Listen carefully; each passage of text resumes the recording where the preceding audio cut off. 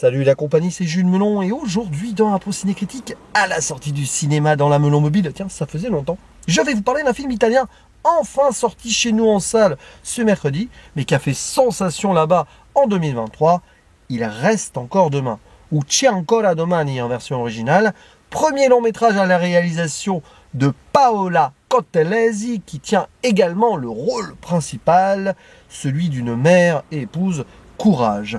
À ses côtés, Valerio Mastandrea qui interprète le mari violent et macho représentant le patriarcat de l'époque, Emanuela Fanelli qui est dans le rôle de Marisa, sa meilleure amie, Romana Maggiora Vergano qui interprète la fille aînée Marcella, et on va citer aussi Giorgio Colangeli qui lui joue le beau-père, le papy un peu qui râle tout le temps, qui est toujours dans son lit, comic relief mais pas que. Parce que oui, nous avons ici une œuvre qui mélange humour et drame et qui est un véritable hommage à l'âge d'or du cinéma italien, d'ailleurs filmé en noir et blanc, bah oui ça se passe en 1946, on veut y mettre ici une touche de néoréalisme un peu à la Rossellini pour ne citer que lui, tiens, même s'il y a d'autres influences potentielles, et on va y suivre donc durant 2 heures le terrible destin de Delia, qui est donc épouse et mère, mais qui travaille aussi parce que bah, sa famille est pauvre, hein, ils vivent à même la rue, les fenêtres donnent voilà, comme ça à ras le sol, là vous voyez c'est pas terrible, donc elle fait plein de boulot la journée à raccommoder des trucs à droite à gauche, mais elle garde un peu d'argent de côté aussi pour quelque chose que je ne révèle pas, mais bon on le sait très vite. Le souci c'est que son mari, en plus de la dégrader, de la rabaisser, est violent. Première scène du film, gratuitement, on le voit là, au réveil, il gifle sa femme. Et plusieurs fois dans le film, la violence est là. Donc Delia est obligée de prendre sur elle, surtout pour ses enfants. L'aînée en plus étant amoureuse d'un jeune garçon, un bon parti, elle ne veut pas lui briser son rêve, parce que bon, c'est quand même terrible comme situation.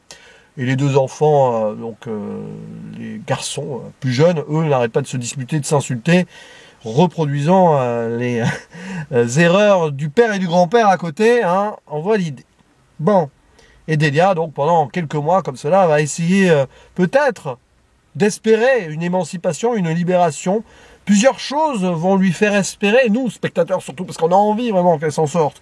La rencontre d'un militaire américain, puisqu'on est après la libération, hein, les États-Unis sont jamais loin, qui essaye de l'aider parce qu'elle lui a trouvé une photo comme ça, voilà, touchant, mais bon, il y a la barrière de la langue et tout, donc ça en est drôle, mais pas que. Il y a sa meilleure amie aussi qui est beaucoup plus libérée, relation de couple très égalitaire, surtout pour l'époque, et son amour de jeunesse, garagiste aussi, on voit que il y a des regrets, il y a de la nostalgie, mais c'est compliqué. Et alors aussi un événement historique qui a eu lieu le 2 et 3 juin, si je ne me trompe pas, 1946, élection démocratique, hein, et le droit de vote pour les femmes. En filigrane, donc la possibilité pour les femmes italiennes à l'époque d'enfin pouvoir s'exprimer. Elle à qui on dit de fermer la bouche. Ça revient à la fin d'ailleurs, cette idée de bouche fermée, mais avec le droit de vote. Mais bon, au-delà du droit de vote, on aimerait quand même que Delia s'en sorte mieux. Est-ce que ça va être le cas? J'en dis pas plus. Beaucoup de péripéties, la routine va être un petit peu chamboulée par quelques événements. Le ton est particulier dans ce film. C'est vraiment une œuvre très marquante, très attachante aussi. Le mélange humour-drame arrive à se faire. Par moments quand même, je me pose des questions sur certains choix. Notamment une scène, la première, hein, de violence conjugale assez forte, à part donc celle de l'intro, qui est détournée en mode musique, danse. Sur le moment, j'étais là en mode, on veut essayer de dédramatiser, ou peut-être de pas trop montrer la violence frontalement. Bon, après, hein, c'est un choix qui est particulier aussi à un film qui a des touches modernes, dans son ton, bien sûr, mais aussi dans le choix de sa bande-son, parce que toute la musique, ou presque, que vous allez entendre, du moins chanter, ça a été fait après les années 40, pratiquement, hein, à 90% je pense, notamment à la fin, là c'est clair. Et alors, c'est là où j'étais en train de me dire, parfois c'est presque limite trop sage, mais à essayer de nuancer un petit peu le ton, ça permet aux spectateurs aussi d'avoir un build-up, un crescendo avec ce qui va arriver à Delia. Et ça fait réfléchir d'autant plus dans le sens où c'est pas facile. Ça reste quand même ancré dans les années 40. Quoi qu'il arrive, elle est obligée de subir, même si elle va tenter des trucs, qu'elle a la possibilité de le faire, mais est-ce qu'il ira au bout à chaque fois? On ne sait pas, j'en dis pas plus. Ça peut pas être trop non plus frontal, moderne, rentre dedans à 100%, parce qu'il y a cette part de réalisme qui est là. Et voilà, le film, il est là, comme ça, il nous montre une réalité de l'époque, ce patriarcat italien, transmis de génération en génération aussi, hein, parce que là, grosso modo, vous avez le papy, voilà, donc l'époux c'est le fils, et on voit que hein, les chiens ne font pas des chats. Et la troisième génération, bon, les gamins qui se disputent entre eux, qui s'insultent, bon, c'est une chose. Mais le prince charmant, potentiel futur mari de la fille donc aînée, qui aussi on le voit de toute façon à cet héritage-là. Et donc forcément c'est pas facile de se dépêtrer de tout cela, et on suit Delia comme cela, avec l'espoir, mais aussi des fois la souffrance, et elle ne baisse jamais les bras, malgré tout. Et pourtant à un certain moment on aimerait lui dire, allez mais vas-y, barre-toi, allez. Mais c'est compliqué, parce qu'il y a toujours un dilemme, il y a toujours quelque chose qui va la retenir, peut-être. Même le destin, à un certain moment, s'en mêle. Par contre, évidemment, c'est... j'ai presque envie d'utiliser le mot belle épopée, en quelques mois, de comment une femme donc vit à cette époque, avec un écho moderne qui nous rappelle, hein, ça c'est le message de Paola, quand elle dit que d'autres générations de femmes derrière ont aussi subi, et que encore aujourd'hui des femmes subissent le patriarcat et les violences conjugales de toute façon. Donc c'est ça aussi, et que c'est pas facile, mais que c'est un combat au quotidien, qu'il y a toujours des dilemmes. Voilà, il y a l'argent, la famille, c'est compliqué. S'en sortir comme cela, c'est pas facile, même quand on le veut au fond de nous. Et c'est vrai que c'est un film qui est parfois un peu cruel, avec ce ton particulier qui balance donc entre vraiment film d'époque, noir et blanc choisi, et cette musique, et certains moments on voit un peu plus moderne que, peut-être, mais ça reste quand même dans ce qui se passe au quotidien, totalement probable dans ces années-là. Et ouais, bien évidemment, on va penser à d'autres films que j'ai vus il n'y a pas longtemps aussi, au-delà de Rossellini, parce que finalement, oui, Rossellini peut-être, mais moi j'en ai un autre en tête. J'en ai pas parlé il y a si longtemps que ça d'ailleurs. Une journée particulière de Ettore Scola. Il y a ça dès le début, on la voit, elle s'affaire à droite à gauche, elle peut pas s'en sortir. Alors, il n'y a plus de fascisme, hein, mais bon, il y a encore des relents, d'une manière ou d'une autre, de toute façon.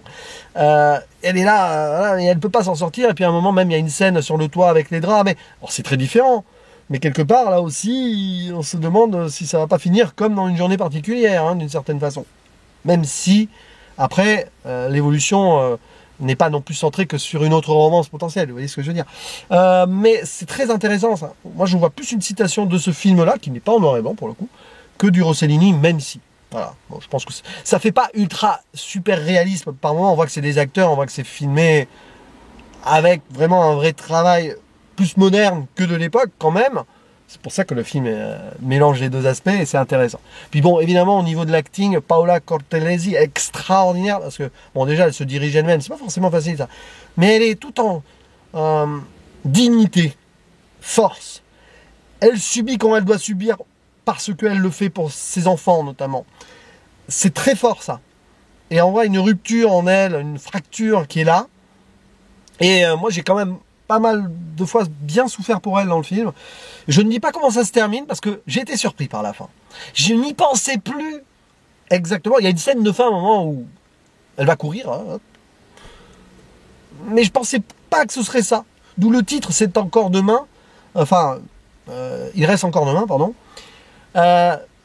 Qui n'a pas le sens que j'aurais imaginé, et on nous fait croire peut-être un truc et on nous amène à autre chose pour nous ancrer dans l'histoire. Voilà, c'est un film aussi sur l'histoire des femmes. Italienne, mais pas que, hein, parce que le droit de vote des femmes a été donné à peu près aux mêmes époques. Hein. En France, c'est, si je dis pas de bêtises, 44. Je vais dire une bêtise, là. Je suis très mauvais en histoire. Corrigez-moi en commentaire, mais grosso modo dans les années 40.